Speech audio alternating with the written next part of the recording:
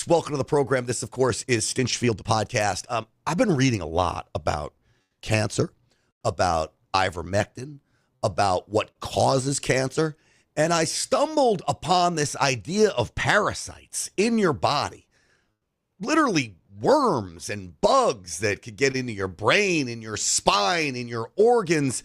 And then I read, depending on who you look at, anywhere between 40 and 90% of us have parasites in the body. So these things are disgusting. I'm telling you, I was worried about doing this podcast because I'm looking at these parasites thinking I may chase people away when they start to learn about what could be in their body just because you don't want to know about it. The good news is there is help for all of this. The Wellness Company, which is such a great company, you know, that I'm affiliated with, has a parasite cleanse that is an ivermectin concoction, and I'm going to get Dr. Peter McCullough on here in just a moment to tell you about this ivermectin concoction and the study that has come out with cancer and ivermectin and the benefits of that, as well as parasites and cancer, and how you clean all this out of your body and this great parasite cleanse from the Wellness Company. So what I want you to do is go to twc.health/Grant. Use the promo code GRANT for 10% off. twc.health/Grant. This is sold out 3 times, by the way. They're back in stock. All right. With that, I want to get to Dr. Peter McCullough, so let's get this party started. Uncensored and unapologetic. This is Stinchfield. Here's your host, Grant Stinchfield. All right, Dr. Peter McCullough with the Wellness Company. Welcome to the program. Good to see you, my friend. Great to be here. All right, so I know you've got a big article coming out on your Substack. You've been hot on this ivermectin, possible treating of cancer. Parasites are now in. The Wellness Company now has this parasite cleanse back. This got me all looking at all of those things, and specifically parasites. Is it true that as many as 40 to 80% of us could have parasites in our bodies? Grant, recall that the body has a microbiome. So we actually have organisms within us in our GI tract, bacteria, fungi, viruses, and indeed parasites. Now, it always depends on the context, where we live, where we travel, the food and water that we ingest. But let me just read off a list of parasites. One is called leishmaniasis. I don't think that's much of a concern in the United States. Toxoplasmosis, huge concern in Americans who are immunocompromised and those with HIV. Chagas disease, I've seen cases of that. That's heart failure. It's a parasite in the heart failure and arrhythmias, largely in South America and Brazil. Cysticercosis, this is what RFK says that he has, where a parasite has gone up into the brain and caused a calcified nodule. Trichinosis, which is a form of a sexually transmitted disease. Amoebiasis we get through water. And then lastly, giardiasis. If you've ever been out camping or been out drinking stream water, you could actually have acquired giardia. And so that's the reason why at the Wellness Company we've put together a parasite cleanse, extended use, needs a consult with a doctor at the Wellness Company, ivermectin plus membenazole. All right, so I want to show you a clip of something I found because I was trying to figure out where would we get these parasites from. Certainly drinking from stream water or whatever you're out camping, we all know about that. I found this clip. It's completely disgusting to me. It's going to change the way I grocery shop, but I want to play it for you, and you tell me if this is legitimate or not, okay? And look at... Oh, the worm. Look at that guy. He's happy as hell, just cruising around in there. Wow. Yep. Because they have these things in them. Maybe they'll give me a discount on that one. That's what I'm talking about, though. They're loaded with those parasites. I don't know what they are. The dupes, no? Right here. Fresh coho salmon. It must be fresh. Hell yeah. I mean, if it's got a live worm in there, shit. When you go for tequila, All right, Doc, I can't even take it any longer. So, is that one place we would get parasites from raw fish like that? When you cook it, do you kill it or they get? I mean, I had sushi last night. Salmon, of course, my favorite sushi. Now I'm looking at this. Should I do this? Well, that's the reason why it's called sushi grade. So sushi grade is fish that's clean enough. It doesn't have various organisms in it. I used to live in Seattle, Grant, when I did my residency, and my wife and I went down to the Seattle fish market where they throw around the fish and it's fresh fish and they cut it open. I brought it home and I saw the same thing. I saw the worms in it. Now, hopefully they're killed, when you cook to greater than 160 degrees, but it's eating more raw seafood in particular. And so that video the guy showed, that was legit. That wasn't doctored up at all. I've seen it with my own eyes. And when you order sushi, you want to order, sushi grade. I do have to say parenthetically, there is a famous New England Journal of Medicine picture, Grant, this is several decades old, where a surgeon takes out the appendix of somebody who, had eaten some sushi, got sick later on that night, thought he had appendicitis, took the appendix out. The appendix was normal. And when the surgeon was closing the intestines, he saw a little worm creeping across the surgical drape, and they took a picture of it. So, Grant, beware eating sushi, and you're right, we can get parasites. All right, so this cleanse from the wellness company. And normally, I'm going to be open and honest with my viewers here. Normally, we do a lot of these podcasts on Tuesdays. They're specifically wellness focused. We talk a lot about the overreach. I don't like to do them as a total sales tool, right? These podcasts, it's just nonstop selling. But on this one, I'm like, I want this product to get the parasites out of my body. Would this product help? And you said this drug called membendazole. Can you say it again? I was confused. Right. Membendazole and ivermectin for sure work to clear parasites. Now, typically we order what's called an ovum parasite test. The doctors of the wellness company can arrange it. If it's the right clinical context, you ate sushi or you just drank some stream water, came back from Mexico, and if you have the characteristic features, sometimes we just use empiric treatment. We don't want the parasites to stay in our body too long because they can invade the liver, other organs, and really cause a problem. So it always depends on the context. But thank goodness now we've got a high dose, high potency combination product. And when it's dispensed from a wellness company, it covers 90 days. All right. So you mentioned this appendix. Lo and behold, I pulled another video. Now, this was a tumor that allegedly they're claiming was cancer. The tumor they pulled, I'm going to show you the video of this. Maybe you debunk it, Doc. You've been a cardiologist forever. You've been inside bodies all over the place. But are you ready for this? Here we go. Ladies and gentlemen, this is your friend Janelle Rodriguez, and I am showing you here the evidence that doctors are sharing with us after this patient came in for the removal of several tumors inside of his colon. I know you just saw that.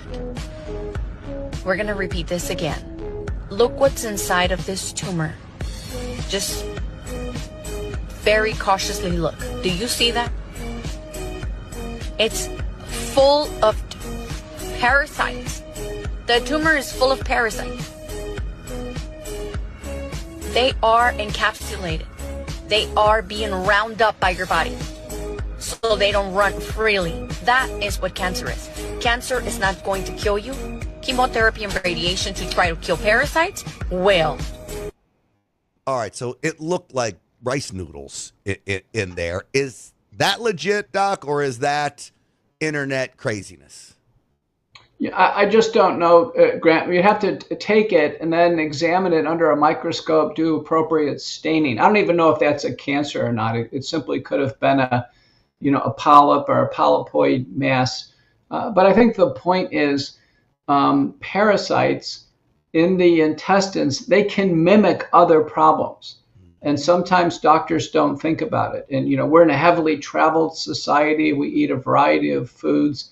And probably parasitic diseases are underdiagnosed in the United States. Do you think a parasitic disease can be confused with cancer? I've got a couple clips from some other doctors who think this could be the case. I'll play them for you and let you respond to them. But But do you think that could be the case? There's a lot of talk that parasites may be the cause of a lot of our problems. Well, when a colonoscopy is done and a polyp is seen or a mass, of course, it's biopsied. The answer is what's seen under the microscope. And so it's not really what you're seeing images there through a colonoscope and a snare device. It really depends on what's seen under the microscope. But like I said, I think without me putting a lot of deliberation on this, I can say, listen, things can be unclear when a colonoscopy is done, and we rely on the histopathology. All right, this is a doctor talking about some of these unclear things. Let me play this for you. We make it sound in organized medicine that because we can label something, we really understand it. And one of my favorite examples is multiple sclerosis. We claim that, and I'm a spine surgeon. For all my life, I did neurology evaluations. And we'd have somebody come in and they thought that it was their back or their neck, and I'd examine them and see them and think, no, that's not what's going on. Let's get, this may be something else, thinking about multiple sclerosis or MS. So I would get an MRI of the brain and the spinal cord, and it would come back with a reading and I'd look at it too, but it would come back as a reading from the radiologist. Oh, there are plaques in the brain and the spinal cord, and that means MS. So what is MS? They never take it the next step, and what causes it? Well, finally, we have a really good pathologist, Dr. McDonald, down, I think it's in Florida, who actually did very careful sectioning of the brain and spinal cord and found out that 100% of the dead MS patients he had autopsied had parasites in their brain and spinal cord. Some of it was actually grossly visible to the naked eye. So we just accepted, over my whole 45 years in medicine, we accepted that the smart people at the universities were paying attention to this stuff. And what we're learning, thanks to COVID, I will say, is that they weren't paying attention, that this can't be by accident. One of the things, too, I'll say is that after 45 years in medicine and seeing them telling us things that are completely wrong over and over and over again, you finally wake up and realize this is not by accident. This is a long-term calculated plan to keep us sick for some reason and to kill us prematurely. So it's interesting, Doc, because when I heard her, I don't know about the parasites and the MS, but some of the other things she says sounds a lot like you and the other doctors at the wellness company that, we were told one thing for a really long time, and after COVID, we've woken up to all of this. What do you make of her comments there? Well, they certainly are provocative, but let me give you a concrete example right here in Dallas, Texas, Grant. When I was a student at Parkland Memorial Hospital in the early 1980s, the leading surgery we did was called a vagotomy and pyloroplasty 2. We took out a part of the stomach and the intestines for stomach ulcers. We did this routinely in the operating room at Parkland Hospital. Do you know that's not done anymore? You know why? Because it was discovered the ulcers are caused by a bug, a bacteria called Helicobacter pylori. So, it's not out of the realm of possibility that there are certain problems. I'll tell you another problem, which I'm nearly certain is due to a bug and we can't identify it. And it's a problem called sarcoidosis. Sarcoidosis affects the lungs, the heart. It looks very similar to tuberculosis, except for we can't find the tuberculous organism. So, what's being discussed here is the possibility that we may have infectious diseases, in the case of COVID, long-acting viruses, SARS-CoV-2 and others, that could be causing problems. And, conventional medicine, unless it's investigated, it leaves the cause unknown. We use the term idiopathic. So when you look at all of that, and you think about where we were to where we've come, ivermectin is one of these drugs we talk about all the time. It's in the Parasite Cleanse. For those of you watching in the Rumble channel, it's right there in the description. You can click the link for the Parasite Cleanse. It'll take you right there. Ivermectin is to treat parasites, right? But it was wildly effective at treating COVID. Why is a parasite drug good at treating these other things, and now some evidence that it can treat cancer as well? These drugs that we've learned to use have multiple effects, unlike traditional drugs. For instance, penicillin has one mechanism of action. Various forms of chemotherapy like adriamycin has one mechanism of action. What's been very intriguing is ivermectin. It affects nuclear entry of various organisms. It impacts inflammatory receptors and processing within the cell, has direct effects on the organism. So I want to quote two papers. One is on ivermectin by Sulik and colleagues, and the title of it is Ivermectin and its Synthetic Derivatives, a New Class of Anti-Cancer Agents. And this was published in the European Journal of Medicinal Chemistry Reports in 2024. And so, Grant, this is very attractive that ivermectin, in now multiple studies, has anti-neoplastic effects. The second paper is by Guerni and colleagues, and it's titled Mebendazole, a candidate for drug repurposing in oncology, an extensive review of the current literature. And, they conclude that mebendazole as a single agent or in combination led to reduction or complete arrest of tumor growth, marked decrease in metastatic spread, and improvement in survival. And so it is for this reason there is a great interest in the combination of ivermectin plus mebendazole in an off-label use for cancers once patients are doing everything they possibly can. So I have patients in my practice, Grant, they have cancer, and they've asked their cancer doctors, hey, can I go to the wellness company and just get this combination? Would it be okay? And every time the cancer doctor says, go for it.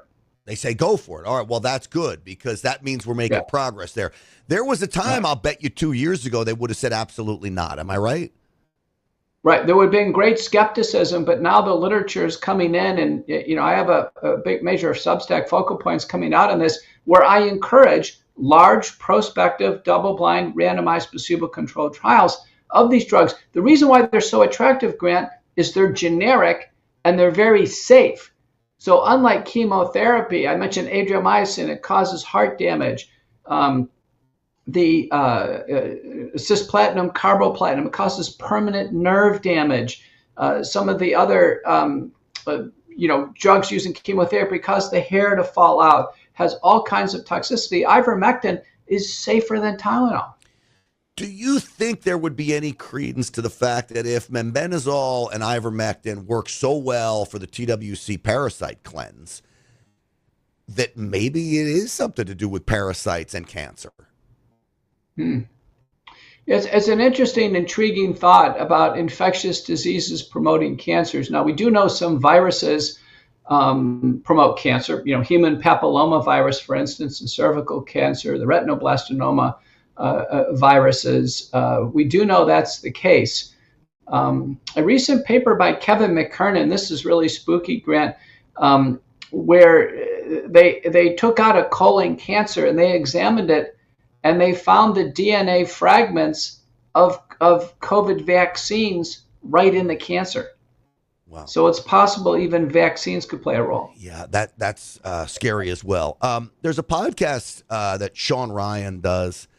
He interviewed a doctor. I'm going to play this from this woman talking about some of the things we're talking about here. And again, I'll get you to comment on what she has to say. Here we go. Helminth infection, which is a worm, is one of the leading causes of iron deficiency anemia. It is a risk factor for gastric cancer. What percent of people do you see have some type of parasite? 90%. 90%? So I probably have parasite. You definitely, yes. A rectal exam on a patient or do a rectal exam, take a stool sample, look it under a microscope. That is a dying field. It's a dying field. The old school parasitologists, that's what they used to do. Now, you get a stool sample and you send it and it goes to a lab. That missed almost everything. We would send them to old school parasitology in New York. They would come back with whipworm, roundworm, liver fluke. We would treat them. We would treat their wives. Because if one person in the family has it, typically everybody has it. So these guys, these things were going undiagnosed. I mean, there was one guy who had schistosomiasis. He came to me because he was having phantom limb pain, and he ended up having schistosomiasis. Schistosomiasis? Yeah, what is so that? it's a parasite that can get in the bladder, irritate the bladder. But again, so you asked me... So she's saying you need more than just a stool sample. Is that correct, Doc? Well, there's blood tests as well. She's talking about direct examination of the stool, and she's right. We order a stool ova and parasites, and it goes to the lab, and it's looking for specific parasites. Now, I think the context is she's in New York, and she may be seeing immigrants from all over. But let me tell you what: if you go to Egypt, they're loaded with schistosomiasis. It comes in through the feet when you step into the Nile River, for instance. So, it depends on the context and where you are. If you're in Texas, where I train, we are, if there's a new onset seizure in a Hispanic person from Mexico, the leading diagnosis is cysticercosis or parasite in the brain. So we were taught to recognize this. But her point is well taken. Probably parasitic infections are underdiagnosed. So, I mean, I've heard about parasites in your spine, parasites, as you mentioned, in your brain, in your heart. A stool sample looking at it isn't going to see those, right? Right. There's additional blood tests. The one I'm familiar with in the heart, that one is Chagas disease, is particularly difficult to diagnose. A lot of times it's just we try to pin it down based on what we see on imaging and if the patient is from Brazil. As an example, same thing with cysticercosis in the brain. We can't go in the brain and do a biopsy. We look at it on CT, and it looks characteristic enough. But I think these are fair points that parasitic diseases are underdiagnosed. The patients should press their doctors a bit on this, and the doctors at the wellness company are very adept at helping patients find their way, and we've got certainly a leading product to handle it. All right, twc.health/Grant. The link directly to the Parasite Cleanse is in the description on the video, so I would urge people to check that out. And I guess I want to turn topics here, but before I do, last question.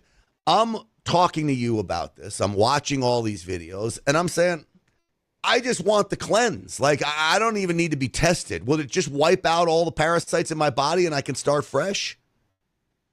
It would. So this is the use of empiric therapy. Again, you'd have to, have a session with one of the wellness company doctors, do a symptom inventory. But you're right. Some people just want it.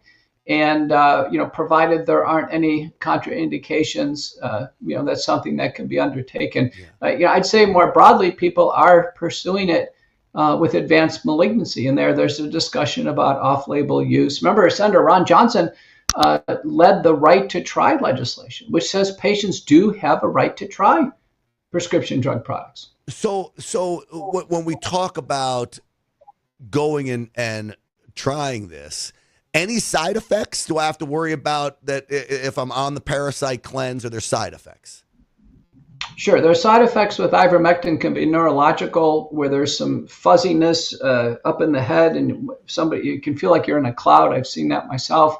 And then with membenazole, there are liver side effects. Patients with liver disease, for instance, we should be cautious. If there's any questions, we should measure liver function testing. But by and large, they're far safer than chemotherapy, far safer than conventional antibiotics and other anti-infectives. twc.health/Grant. Use the promo code Grant for 10% off. I can tell you, I've used ivermectin on multiple occasions.